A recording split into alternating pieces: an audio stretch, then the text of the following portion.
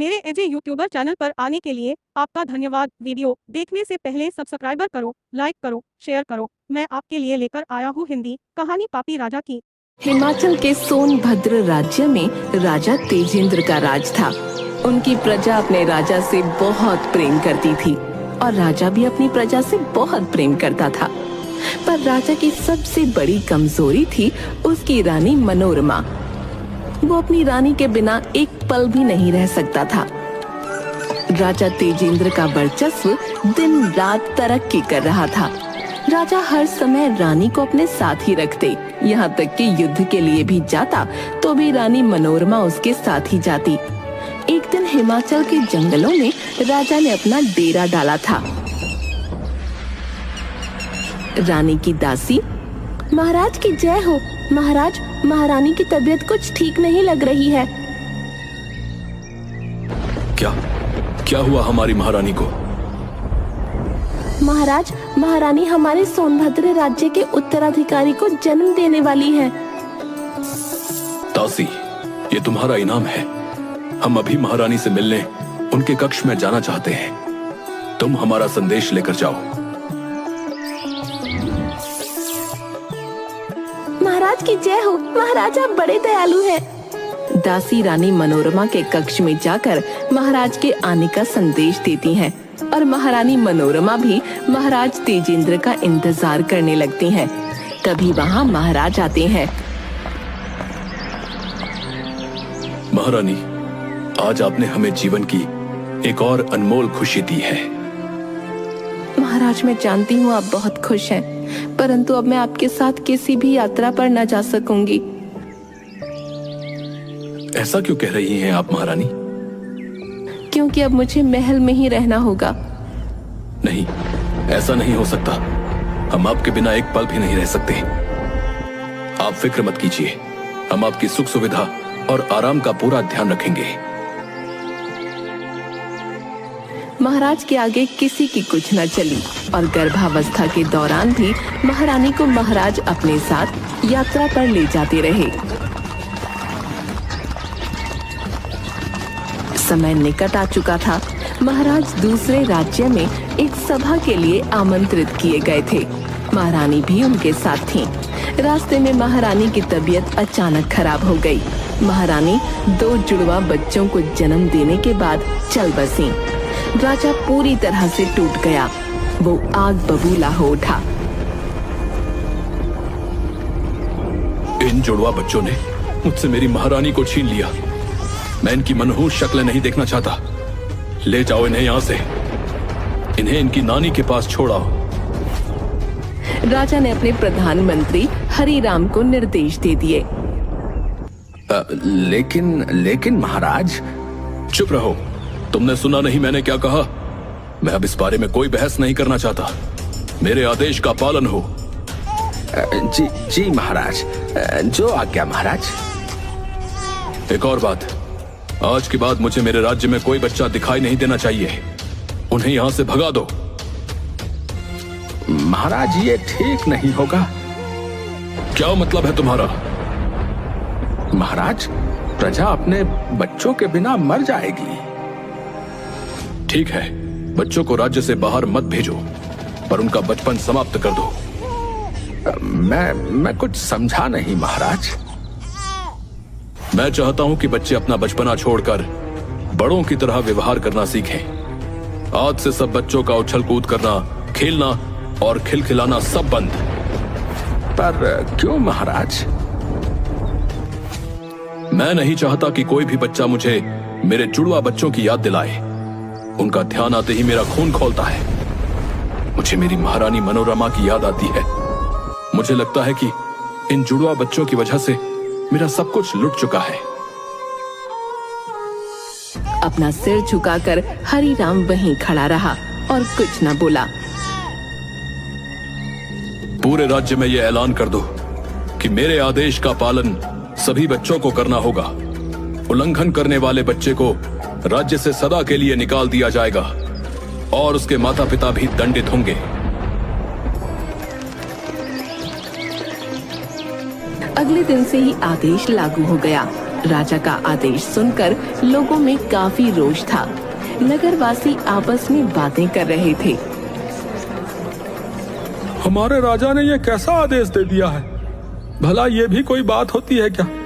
अगर बच्चों से उनका बचपन ही छीन लिया गया तो उनके जीवन में बचेगा ही क्या? बात तो तुम्हारी सही है मित्र, परंतु महाराज को यह समझाएगा कौन? हम सब जानते हैं कि महाराज महारानी से कितना प्रेम करते थे। प्रेम करते थे ये तो सत्य है, परंतु महाराज महारानी की मृत्यु की सजा हम सबको क्यों दे रहे हैं? तभी वहाँ एक और व्यक्ति आता है।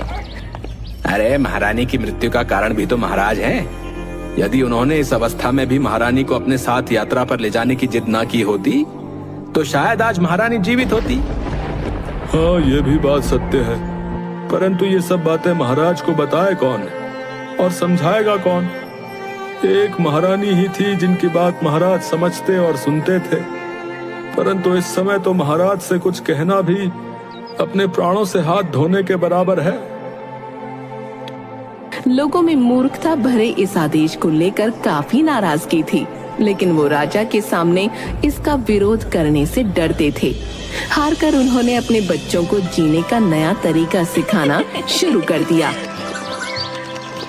लगभग 6 महीनों के बाद नगर के सेठ और ब्राह्मण दोनों बातें कर रहे होते हैं। अब तो हमारे राज्य में बच्चों की किलकारियां सुनाई देनी बंद हो गई। पेड़ों पर चढ़ते, पतंगे उड़ाते लड़के और रस्सी कूदती व गुड़ियों से खेलती लड़कियां अब नजर नहीं आती भाई। हमारा राज्य एक सुंदर राज्य था। तरह तरह के फूल, विभिन्न आकार के आकर्षक पेड़, मीठे फल, कई प्रजातियों के पशु पक्षी इस प्रदेश को प्राकृतिक सौंदर्य से परिपूर्ण राज्य बनाते थे। लेकिन सब कुछ बदलने लगा है।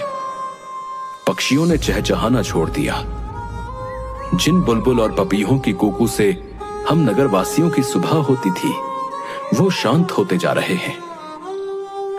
हिरणों का कलोल करना और गाय भैंस के बछड़ों का उछल कूद करना सब समाप्त होता जा रहा है। रसीले आम, सेब और अमरूदों से लदे रहने वाले पेड़ अब उजाड़ दिखते हैं। जैसे जैसे समय बीतता जा रहा है, हालात और खराब होते जा रहे हैं।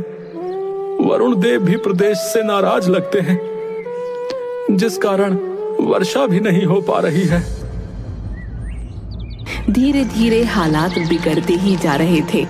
बिना पानी के फसलें बर्बाद हो गईं। किसानों में हाहाकार मचने लगा। एक दिन प्रधानमंत्री हरिराम ने महाराज को राज्य की बदहाली के बारे में जानकारी दी। हरिराम की पूरी बात सुनकर महाराज ने घोषणा की, हमें देवताओं को शांत करना होगा। अनुष्ठान पूजा का भव्य आयोजन करना होगा। मेरा विश्वास है कि ईश्वर हमारी रक्षा अवश्य करेंगे। 11 दिनों तक प्रजावासियों ने मिलकर पूजा अर्चना की, पर कोई लाभ न हुआ, बल्कि राज्य की स्थिति और भी गंभीर होती चली गई। कुछ दिन बाद एक दिन महाराज अपने कक्ष में थे, तभी द्वारपाल आया। महाराज, ऋषि आनंद जी पधारे हैं। उन्हें तुरंत सम्मान पूर्वक अंदर ले आओ। महाराज तेजेंद्र की पूरी शिक्षा दीक्षा स्वामी ऋषि आनंद के आश्रम में हुई थी। 5 वर्ष पहले स्वामी जी हिमालय की कंदराओं में तप करने चले गए थे। उसके बाद किसी को उनकी खबर नहीं थी। कुछ ही देर बाद स्वामी जी ने कक्ष में प्रवेश किया।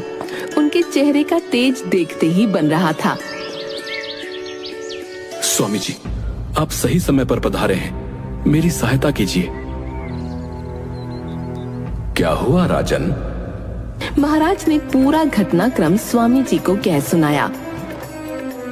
मैंने उस जुड़वा अभिशाप को तो निकाल कर बाहर कर दिया, लेकिन संकट का ये दुर्भाग्य मेरी धरती से नहीं जा रहा है। मैं और मेरी प्रजा त्राही त्राही कर रहे हैं। तेजेंद्र, तुम उन 2 नन्ही जानों को अभिशाप कह रहे हो। अभिशाप वे 2 कोमल सुकुमार नहीं, बल्कि तुम्हारी मूर्खता और अज्ञानता है। अगर बाहर निकालना है तो इन्हें निकालो। क्या कह रहे हैं आप स्वामी जी? क्या तुम्हें अनुमान है कि तुमने कितनी बड़ी भूल की है? सब बच्चों के बचपन को मारकर तुमने स्वयं प्राकृतिक संतुलन को क्षति पहुंचाने का घोर अपराध किया है। मैं कुछ समझ नहीं पा रहा हूं स्वामी जी। क्या तुम्हें मालूम है कि ईश्वर का वास कहां है? ऊपर आकाश में, हमारे चारों ओर फैले मंदिरों में। तुम्हारा दृष्टिकोण सीमित है राजन। भगवान सृष्टि के प्रत्येक जीव में बसे हैं। क्या तुम भगवान की महिमा का एक जीता जागता उदाहरण देखोगे? जी अवश्य स्वामी जी। स्वामी जी राजा तेजेंद्र को महल के झरोखे में ले गए। उन्होंने बगीचे की ओर इशारा किया। राजा ने देखा कि वहाँ 2 बच्चे खेल रहे हैं। उनकी आयु लगभग 3 वर्ष होगी। वो दोनों मिलकर तितली पकड़ रहे थे।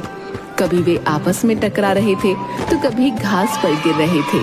उठने में एक दूसरे की मदद करते और फिर से वे तितली के पीछे दौड़ने लग जाते थे। हंसते खेलते उन दोनों बच्चों की किलकारियों का शोर पूरे बगीचे में गूंज रहा था। महाराज तेजेंद्र वहीं आश्चर्यचकित खड़े देख रहे थे। बच्चों की ये आवाजें जैसे उसके मस्तिष्क पर वार कर रही थीं। स्वामी ऋषि आनंद ने राजा को समझाना शुरू किया। तेजेंद्र, बच्चों में भगवान बसते हैं। वे स्वयं पवित्रता, सत्यता, प्रेम और आनंद की अभिव्यक्ति हैं। कभी ध्यान से किसी बालक का अवलोकन करो, तुम्हें उनमें कभी छल कपट दिखाई नहीं देगा। प्रत्येक बच्चा प्रसन्नता, आमोद प्रमोद और जीवन के परमानंद का प्रतीक है। बच्चों के बचपन को समाप्त कर तुमने स्वयं भगवान की उपस्थिति का बहिष्कार किया है। और जब भगवान ही चले गए तो क्या मां प्रकृति यहां रह पाएंगी? इसी के परिणाम स्वरूप स्वर्ग सी तुम्हारी ये हरी भरी धरा आज उजाड़ बन चुकी है। तुम्हारे देश में केवल जीते जागते शव रह गए हैं। लेकिन स्वामी जी, मैं अपनी जुड़वा संतान पर आग बबूला था। वो तुम्हारी मूर्खता थी।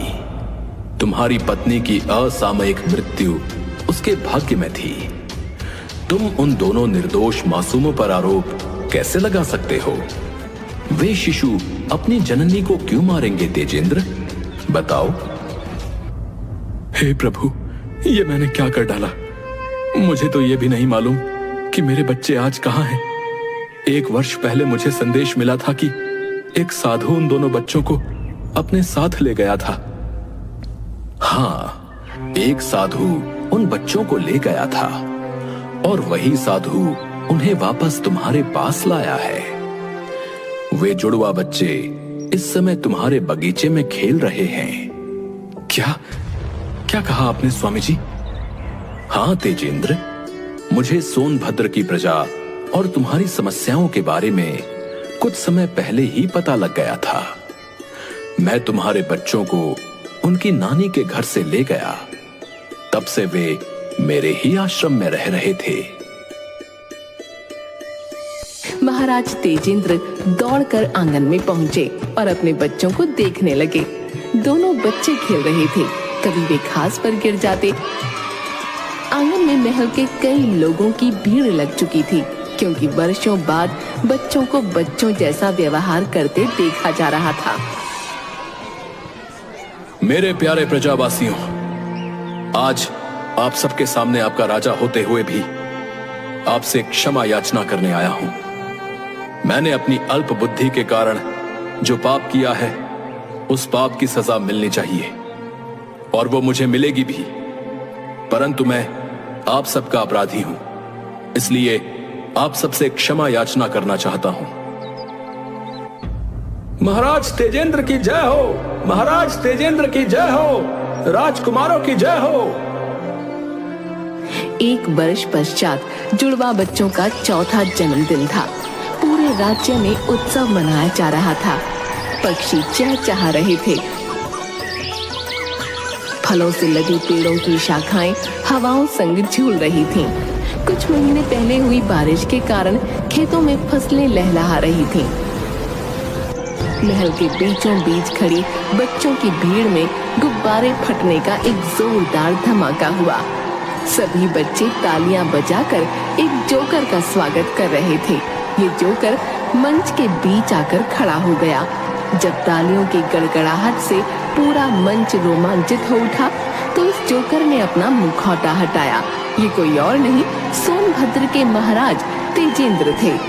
मुस्कुराते हुए महाराज ने वहां उपस्थित बच्चों और अतिथियों का झुककर अभिवादन किया तो पूरा पंडाल तालियों से गूंज उठा।